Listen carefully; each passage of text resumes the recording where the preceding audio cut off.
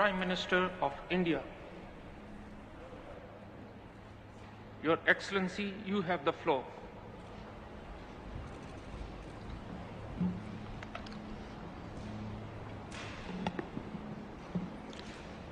Friends,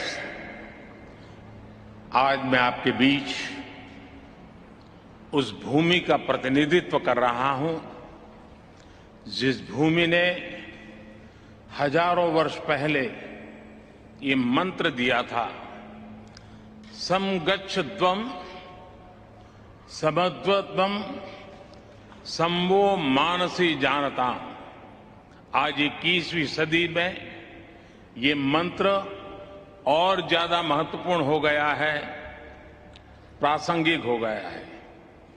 समगच्छध्वम् यानी सभी साथ मिलकर चले, संबद्धम यानी सभी मिलजुल कर आपस में संवाद करें, और संवो मनानसी जानताम् यानी सभी के मन भी आपस में मिले रहें। फ्रेंड्स, जब मैं पहली बार क्लाइमेट समिट में पेरिस आया था, तब मेरा यह इरादा नहीं था कि दुनिया में हो रहे अनेक वायदों में एक वायदा अपना भी जोड़ दूं। मैं पूरी मानवता के लिए एक चिंता के साथ आया था। मैं उस संस्कृति के प्रतिनिधि के रूप में आया था जिसने सर्वे भवन्तु सुखिनः अर्थात सभी सुखी रहे का संदेश दिया है। और इसलिए मेरे लिए पेरिस में हुआ आयोजन एक समिट नहीं, सेंटिमेंट था, एक कमिटमेंट था। और भारत वो वायदे विश्व से नहीं कर रहा था, बल्कि वो वायदे 125 करोड़ भारतवासी अपने आप से कर रहे थे।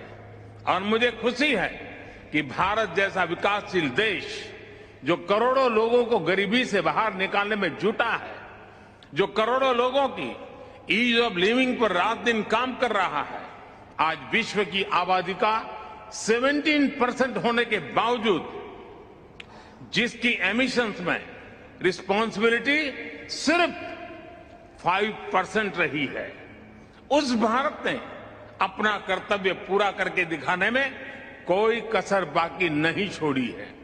आज पूरा विश्व मानता है कि भारत एकमात्र बड़ी अर्थव्यवस्था है जिसने पेरिस कमिटमेंट पर लेटर एंड स्पिरिट में डिलीवर किया है। हम संकल्पबद्ध होकर हर संभव एफर्ट्स कर रहे हैं, परिश्रम कर रहे हैं और परिणाम लाकर दिखा रहे हैं। फ्रेंड्स, आज जब मैं आपके बीच आया हूं तो भारत के ट्रैक रिकॉर्ड को भी लेकर के आया हूं। मेरी बातें सिर्फ शब्द नहीं हैं, ये भावी पीढ़ी के उज्जवल भविष्य का जयघोष है। आज Bharat installed renewable energy capacity में विश्व में चौथे नंबर पर है। बीते 7 वर्षों में भारत की नॉन फोसिल फ्यूल एनर्जी में 25% से ज्यादा की वृद्धि हुई है, और अब ये हमारे एनर्जी मिक्स का 40% पहुंच गया है। फ्रेंड्स, विश्व की पूरी आबादी से भी अधिक यात्री भारतीय रेल से हर वर्ष यात्रा करते हैं। इस विशाल रेलवे सिस्टम ने अपने आप को 2030 तक नेट जीरो बनाने का लक्ष्य रखा है। अकेली इस पहल से सालाना 60 मिलियन टन एमिशन की कमी होगी। इसी प्रकार हमारे विशाल एलईडी बल्ब अभियान से सालाना 40 मिलियन टन एमिशन कम हो रहा है। आज भारत दृढ़ इच्छा शक्ति के साथ ऐसे कई सारे इनिशिएटिव्स पर तेजी से काम कर रहा है। इसके साथ ही भारत ने अंतर्राष्ट्रीय स्तर पर दुनिया का सहयोग करने के लिए इंस्टीट्यूशनल सॉल्यूशन भी दिए हैं। सोलर पावर में एक क्रांतिकारी कदम के रूप में हमने इंटरनेशनल सोलर अलायंस की पहल की। क्लाइमेट एडप्शन के लिए हमने coalition for disaster resilient infrastructure का निर्माण किया है। ये करोड़ों जिंदगियों को बचाने के लिए एक संवेदनशील और महत्वपूर्ण पहल है। फ्रेंड्स, मैं एक और महत्वपूर्ण विषय पर आप सभी का ध्यान केंद्रित करना चाहता हूं। आज विश्व मान रहा है कि क्लाइमेट चेंज में लाइफस्टाइल की एक बहुत बड़ी भूमिका है। मैं आज आपके सामने एक वन वर्ल्ड मूवमेंट का प्रस्ताव रखता हूं। वन वर्ल्ड एक शब्द क्लाइमेट के संदर्भ में वन वर्ल्ड एक विश्व का मूल आधार बन सकता है, अधिष्ठान बन सकता है। ये एक शब्द है लाइफ, LIFE, यानी लाइफस्टाइल फॉर एनवायरमेंट। आज जरूरत है कि हम सभी लोग एक साथ आकर कलेक्टिव पार्टिसिपेशन के साथ लाइफस्टाइल फॉर एनवायरमेंट यानी लाइफ को एक अभियान की तरह आगे बढ़ाएं। ये एनवायरमेंटल कॉन्शियस लाइफस्टाइल का एक मास मूवमेंट बन सकता है। आज आवश्यकता है माइंडलेस और डिस्ट्रक्टिव कंजम्पशन के बजाय माइंडफुल और डेलिबरेट यूटिलाइजेशन की।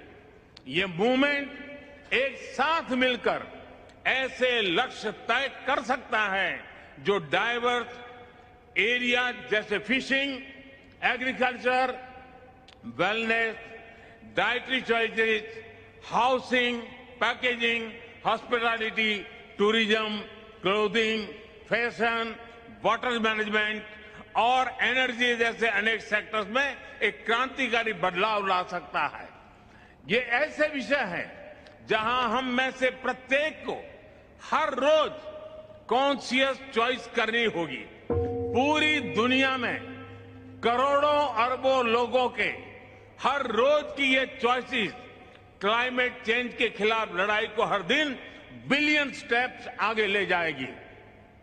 और मैं इस आर्थिक आधार पर, वैज्ञानिक आधार पर, बीती शताब्दी के अनुभवों के आधार पर हर कसौटी पर खरा उतरने का मूवमेंट मानता हूं। स्व से समष्टि का यही रास्ता है, अहम से वयम के कल्याण का यही रास्ता है। फ्रेंड्स, क्लाइमेट चेंज पर इस वैश्विक मंथन के बीच मैं भारत की ओर से इस चुनौती से निपटने के लिए 5 अमृत तत्व रखना चाहता हूं, पंचामृत की सौगात देना चाहता हूं। पहला, भारत 2030 तक अपनी नॉन फोसिल एनर्जी कैपेसिटी को 500 गीगावाट तक पहुंचाएगा। दूसरा, भारत 2030 तक अपनी 50% एनर्जी रिक्वायरमेंट्स रिन्यूएबल एनर्जी से पूरी करेगा। तीसरा, भारत अब से लेकर 2030 तक के कुल प्रोजेक्टेड कार्बन एमिशन में 1 बिलियन टन की कमी करेगा।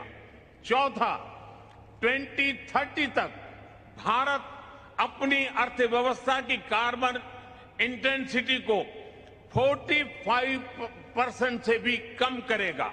और पांचवा, वर्ष 2070 तक भारत नेट जीरो का लक्ष्य हासिल करेगा। ये पंचामृत क्लाइमेट एक्शन में भारत का एक अभूतपूर्व योगदान होंगे।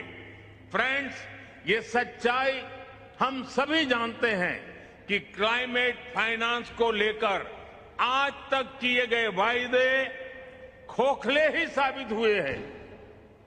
जब हम सभी क्लाइमेट एक्शन पर अपने एम्बिशन बढ़ा रहे हैं, तब क्लाइमेट फाइनेंस पर विश्व के एम्बिशन वही नहीं रह सकते जो पेरिस एग्रीमेंट के समय थे। आज जब भारत ने एक नए कमिटमेंट और एक नई ऊर्जा के साथ आगे बढ़ने का संकल्प लिया है, तो ऐसे समय में क्लाइमेट फाइनेंस और लो कॉस्ट क्लाइमेट टेक्नोलॉजीज का ट्रांसफर और महत्वपूर्ण हो जाता है।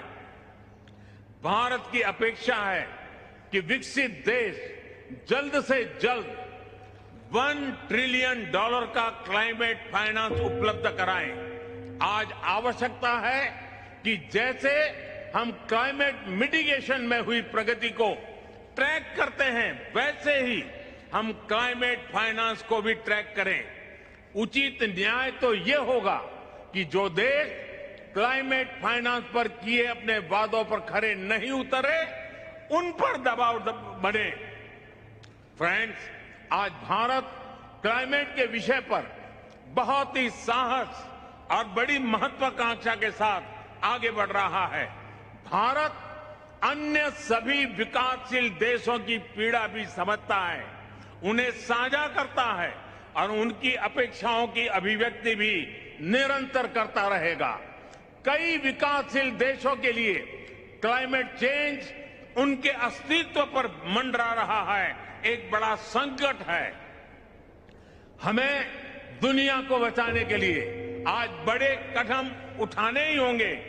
यही समय की मांग है और यही इस फोरम की प्रासंगिकता भी सिद्ध करेगा। मुझे विश्वास है कि ग्लासगो में लिए गए निर्णय हमारी भावी पीढ़ियों का भविष्य बचाएंगे और सुरक्षित और समृद्ध जीवन का उपहार देंगे। अध्यक्ष जी, मैंने समय अधिक लिया, आपसे मैं क्षमा चाहता हूं, लेकिन विकासशील देशों की आवाज उठाना ये मैं अपना कर्तव्य मानता हूं, इसलिए मैंने उस पर भी बल दिया है। मैं फिर एक बार आपका बहुत बहुत धन्यवाद करता हूं।